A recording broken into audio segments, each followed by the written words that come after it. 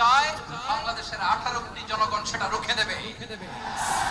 ভারত যদি গৌর গোবিন্দের ভূমিকায় নামতে চায়, দেশের 18 কোটি মুসলমান শাহজালালের ভূমিকায় নামবে।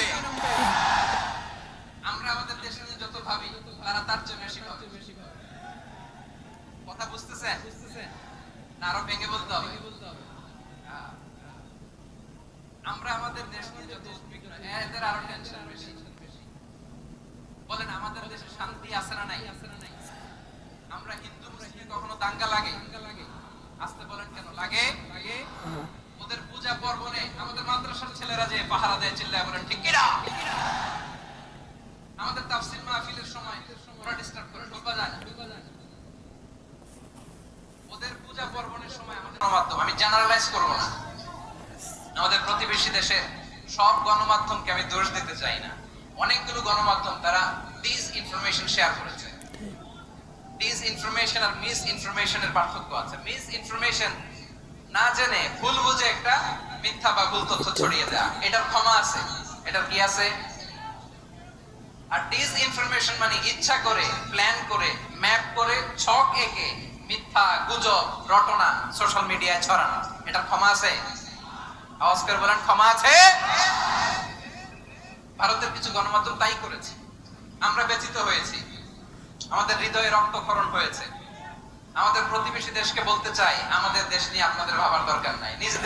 নিজের চরকায় তেল দেন, নিজের দেশ নিয়ে ভাবেন। গত মাসের ভয়েস অফ আমেরিকার রিপোর্ট, বাংলাদেশে সংখ্যালঘু জনগোষ্ঠী বেশি নিরাপত্তা পাচ্ছে। Report voice of America, Muslim report নাকি? মুসলিম জরিপ, ভয়েস অফ আমেরিকা। কথা বোঝে নাই বোধহয়। ভয়েস অফ আমেরিকা কি আমাদের রিপোর্ট না? ভয়েস অফ আমেরিকার জরিপ, বাংলাদেশের সংখ্যালঘু জনগোষ্ঠী আগের চেয়ে ভালো নিরাপত্তা পাচ্ছে। শুধু এখানেই শেষ না, মাইক্রোসফটের একটা জরিপ শোনাই আপনাদেরকে। তারা সারা পৃথিবীতে গুজব, ভুয়া আর মিথ্যা নিউজ ছড়ানোতে কোন দেশ সেরা একটা রিপোর্ট করেছে। এর মধ্যে 1 নম্বরে এসেছে ভারতের নাম। মাইক্রোসফট তো মুসলমানরা চালায় না? কথা বোঝে নাই বোধহয়। প্রতিবেশী দেশকে বলবো, আপনারা নিজের চরকায় তেল দেন, আপনারাও শান্তিতে থাকেন, আমাদেরকেও শান্তিতে থাকতে দেন। সব চেঞ্জ করা যায়, প্রতিবেশী চেঞ্জ করা যায় না। আমাদের ল্যান্ড তাদের ল্যান্ড, পাশাপাশি। আমরা চাই তারাও সুখে থাকে, আমরাও সুখে থাকি, ঠিক কিনা? কিন্তু প্রতিবেশী হলে বন্ধুত্বপূর্ণ আচরণ করতে হয়। প্রতিবেশী যদি বন্ধু না হয়ে প্রভু হতে চায়, এরকম দানব প্রতিবেশী কেউ চায় না। ভারত যদি বন্ধুত্ব উপহার দেয়, আমরাও বন্ধুত্ব দিব। কি বলেন?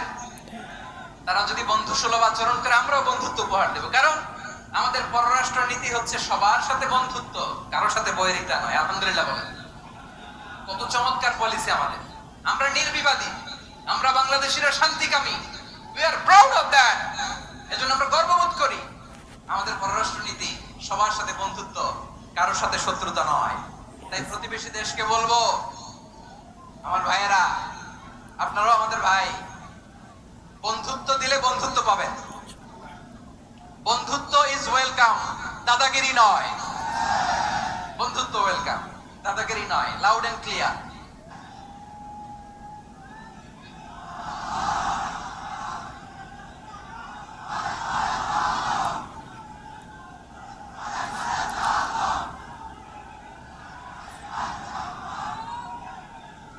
প্রিয় ভাইয়েরা, আমরা বন্ধুত্বে বিশ্বাসী, শত্রুতায় নয়, ঠিক কিনা বলেন?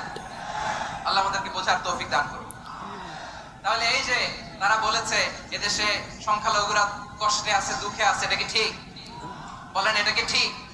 না, তারা ডিস ইনফরমেশন শেয়ার করেছে, এটা ঠিক নয়। আমার প্রতিবেশী বন্ধু রাষ্ট্রকে বলবো, আপনারা এটা করবেন না, এটা করবেন না। আমরা শান্তিতে আছি, আপনারাও শান্তিতে থাকেন, আমাদেরকেও শান্তিতে থাকতে দেন।